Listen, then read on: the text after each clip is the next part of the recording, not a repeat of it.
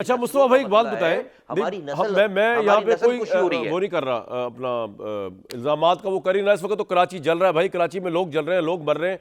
यानी हैरान कुन बात है कि प्लाजा के अंदर आग 5 दिन में काबू नहीं पाया जा सका। 5वें दिन चल रहा है, पता कि अब तादाद 25 के बजाय 80 हो गई है। 80 के बाद अभी 36 86 अभी भी लापता है। वहां पे एग्जिट सिस्टम कोई नहीं, वहां पे निकल कोई नहीं सकता। मैं तो हैरान हूं।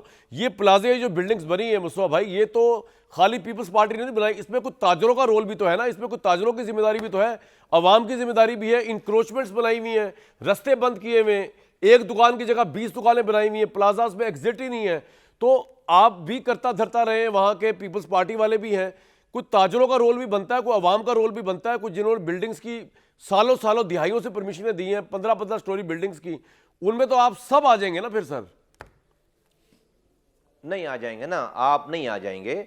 तो अगर आवाम के ऊपर ही छोड़ना है तो ये फिर SBCS Sindh building control authority किस लिए बना रखी है? बंद कर दें उसको, आवाम से ही फिर बात कर लेते हैं। आप जब रिश्वतें लेकर, करोड़ों रुपए रिश्वत लेकर अफसर लगाएंगे और उस अफसर को जो है वो महीना जो है वो पैदा करके देना होगा, तो वो फिर जो है वो इन बिल्डिंगों की परमिशन देगा। वो क्या कर रहा है? वो फिर हर हर हर हर बिल्डिंग कंट्रोल के हर टाउन का जो है वो अफसर लगा हुआ है, भरा हुआ आपने वहां पे सब लोगों को, अपनी पॉलिटिकल भर्तियां की हुई हैं। तो भाई आप जो है वो बिल्कुल गलत बात है कि आप लोगों, भाई लोग तो ऐसे ही होते हैं, लोगों ने अच्छा नहीं किया, लोगों को तोड़े ना जो ये बना रहा है। आप लेकिन आप गलत परमिशन देके, पैसे देकर लोगों ने रिश्वत ली होगी आपने, और जब जाकर परमिशन दी होगी आपने, और अब ये सारा सिलसिला निजाम है क्योंकि आप रिश्वत लेकर लोगों को लगाते हैं। आप किसको नहीं पता पाकिस्तान में कि सिंध में क्या हो रहा है? तो ये बातें ना करें, ये बिल्कुल गलत बात है। और हम जो है वो बोले भी, हाँ, और हम बोले ना, मतलब आप कह रहे हैं कि लोग मर जाएं, हम खामोशी से मुंह में लॉलीपॉप लेकर बैठे रहें। हम ये भी ना बताएंगे भाई साहब आपकी 18 सालों से आपकी हुक्मरानी है। अच्छा भाई, आपको मुस्तफा कमाल की खराबियों का आज क्यों ख्याल आ गया? आपके पास 18 सालों से है, निकाले मुस्तफा कमाल का कोई केस।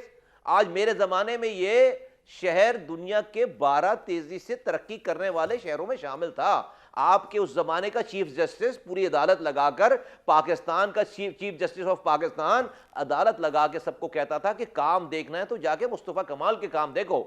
आप क्या बात कर रहे हैं पाकिस्तान की कि उस आज भी लोग उस काम को, यार मेरे जमाने का बनाया हुआ शहर तो है जो आज तक चल रहा है, आपने किया क्या इसके ऊपर? आप उसको मेंटेन ही नहीं कर सके भाई, आप उसको मेंटेन नहीं कर सके। और आज इस तमाम सानहात पे हम बात करते हैं तो आप मुझे कहते हैं कि बल्दिया टाउन फैक्ट्री। अरे भाई बल्दिया टाउन फैक्ट्री नहीं, हमने PIA का जहाज भी हमने अगवा किया था, अब्दुल तंजीम भी हमने बनाई थी, और जो है वो पोर्ट पे धमाके भी जो हमने किए थे, और मुर्तजा भुट्टो को भी हमने ही मारा था। एक बात, मुर्तजा वहाब एक मेयर है वहां पे, अब बल्दियाती सिस्टम तो वहां पे जैसा तैसा चल रहा है, तो वो किस तरह डिफरेंट है? जो आप भी मेयर थे, वसीम अख्तर साहब भी मेयर थे, अब मुर्तजा वहाब साहब भी मेयर है, तो वो कह रहे कोशिश तो हम पूरी कर रहे हैं, अब आग लग गई तो उसको हम किस तरह करें?